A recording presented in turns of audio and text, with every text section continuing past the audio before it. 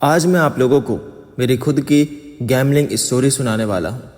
आप लोगों को बहुत सारी चीज़ें सीखने को मिलेंगी। बहुत सारे लोग शायद आज मेरी स्टोरी सुन के अपनी ज़िंदगी को वापस से एक जीवन दान देंगे और एक नई शुरुआत करेंगे, क्योंकि मेरे साथ ऐसी ऐसी चीज़ें हुई थी आप सोच भी नहीं सकते। मैंने ऐसे ऐसे कदम उठाए थे कि अगर मैं उन सब चीज़ों के बारे में सोचूं तो आज भी मेरे आंखों में आंसू आ जाए। हेलो दोस्तों, मैं हूं आपका दोस्त सक्सेस अहेड। मेरी ज़िंदगी बहुत अच्छी चल रही थी। 10 से 15 हज़ार के बीच में मेरी सैलरी थी। हालांकि घर में मैं अकेला नहीं था कमाने वाला। मेरी बीवी भी जॉब करती थी, कॉल सेंटर में थी वो, और मेरे पापा पुलिस में थे जो कि रिटायर्ड हो गए थे। मान के चलो हमारी पूरी घर की इनकम लगभग 35 हज़ार थी। उसी में बच्चों की स्कूल की फ़ीस और कोचिंग की फ़ीस भरनी रहती थी, घर का राशन वगैरह वगैरह। मुझे बस एक ही बात का दुख हमेशा हुआ करता था कि मैं अपने बच्चों की ख्वाहिशें पूरी नहीं कर पाता था। क्या करता, मेरे पास पैसे ही नहीं थे। और एक और बात, मुझे ना सिगरेट पीने की आदत थी। मैं रोज़ सिगरेट पिया करता था। एक दिन मैं रात में 11 बजे सिगरेट पी के घाट में चले गया, जो कि घर से 1 किलोमीटर दूर था। उसमें अक्सर शराबी लोग आया करते थे। मैं बैठा और पता नहीं एक अलग सा डर महसूस हुआ, और बच्चों का सोच सोच के मैं रोने लग गया। तभी मुझे एक ने पीछे से आवाज़ लगाई, ए क्या हुआ, रो क्यों रहे हो भाई? मैं कुछ नहीं बोला। वो मेरे पास आके बैठा और वापस से पूछा, बताओ भाई क्या हुआ है आपको? तो पता नहीं, मैंने सब बता दिया उसे। अपनी जितनी भी फीलिंग्स थी सब कुछ शेयर कर दी।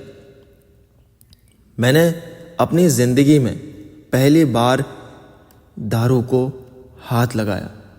पहली बार मैंने ड्रिंक किया और ऐसा पिया कि मुझे बहुत ख़राब नशे हुए। मैंने अपनी बीवी को फ़ोन लगा के बोला कि आज ऑफिस में बहुत काम है, तो मैं बॉस के यहाँ पर ही रुकूंगा। ये बोल के मैं कब सो गया, कब क्या हुआ मुझे कुछ मालूम नहीं। सुबह उठा तो मैं बेड में लेटा पड़ा था। वो आदमी ने मुझे बोला, तुझे दारू के नशे बहुत ज़्यादा हो गए थे और तू रोते रोते सो गया था, इसलिए मैं तुझे अपने घर ले आया। तभी उस इंसान ने मुझसे एक बात पूछी कि तू महीने के 1-2 लाख कमाना चाहता है? मैंने बोला हाँ, क्यों नहीं, मेरी ज़िंदगी बदल जाएगी अगर महीने के 1-2 लाख मिल जाए। उसने मुझे बोला कि जुआ खेला है कभी? मैंने बोला नहीं, और ना मुझे खेलना है कभी। उसने बोला तू बस मेरे साथ आज रुक जा, तुझे बताता हूँ कि एक दिन में 10 से 15 हज़ार कैसे कमाते हैं। मैंने बोला ठीक है, देखता हूँ तू कैसे कमा लेता है। और उसने पता है इतने पैसे कमा लिए, मेरी आंखें की खुली रह गई। 22,000 रुपये। मैंने बोला फिर मुझे भी सिखा दे भाई प्लीज़, हाथ जोड़ता हूँ। उसने बोला ठीक है, कल से मेरे पास आ जाना, दोनों खेलेंगे। मैंने जॉब से छुट्टी ली और उसके पास चले गया। बस वही गलती थी मेरी, जो मैं उसके पास लालच में आके चले गया, और साला पहले ही दिन 12,000 रुपये कमाए मैंने, जो कि इतनी मेहनत करके साला महीने में कमाता था। इसके पास जाके वो पैसे मैंने मात्र एक दिन में कमा लिए। मैंने अगले दिन और छुट्टी का बोला अपने बॉस से, लेकिन बॉस ने मना कर दिया। उसने बोला तुझे 2 दिन हो गए, तू आया नहीं, अब अगर नहीं आया तो मैं तुझे जॉब से निकाल दूंगा। साला बहुत सन की खोपड़ी का था। मैंने भी उसे बोल दिया तू क्या निकालेगा, मैं खुद ही निकल रहा हूँ। रोज़ उस जुआरी के पास जाता तो कभी 10,000, कभी 5,000, तो कभी 7,000 ऐसे पैसे रोज़ कमाता, और महीने में 1 लाख कमाता या उससे थोड़े कम। मेरे घर वालों ने जब मुझसे पूछा इतने पैसे कहाँ से आ रहे हैं, मैंने बोला मेरी दूसरी जगह जॉब लग गई है, उसकी 12 लाख का पैकेज लगा है मेरा। मेरे भोले भाले घर वाले मान भी गए। ये बोल के मैं वापस जुआरी के पास आ गया। मैंने सोचा आज कुछ बड़ा हाथ मारते हैं। इस सोच से, इस भरोसे से मैं उस जुआरी के पास गया, लेकिन वो था ही नहीं। घर पे ताला लगा था। लगातार 3 से 4 दिन यही हुआ और ना उसका नंबर लग रहा था। मैंने एक और बार फ़ोन लगाया। मेरे दिमाग पूरा तरह से हिल चुका था तब, क्योंकि मैं लगातार 3-4 दिनों से हार ही जा रहा था। कम से कम 40,000 रुपये हार चुका था मैं। मानो कि एक पल के लिए ऐसा लग रहा था कि मैंने अब सब कुछ खो दिया। मैं वाइन शॉप गया और बहुत दारू पी और नशे में मैं उस दिन घाट पे ही सो गया। मैं सुबह उठा तो देखा 40 से 50 मिस कॉल मेरे घर से। मैं जल्दी से घर गया। सब सवालों पे सवाल करे जा रहे थे मुझसे। मैंने बोला कि काम था ज़्यादा, इसलिए बॉस के यहाँ रुक गया था। ये सीन कब तक चलता? अगले दिन नशे में मैं घर ही पहुँच गया। रात में सब मुझसे परेशान हो गए, सब गुस्सा हो गए, क्योंकि नशा करने लगा था मैं। और दूसरी बात कि पैसा भी बहुत कम देने लगा था। और जब मैं पूरे पैसे हार गया तो उस दिन नशे में मैंने सब बता दिया अपने घर वालों को कि मैं जुआ खेलता हूँ। तब से मेरे घर में मेरी वजह से बहुत लड़ाइयाँ हुई, क्योंकि मुझे पैसे चाहिए थे जुआ और सट्टा खेलने के लिए। मैं अपनी बीवी से मांगता तो वो मना कर देती।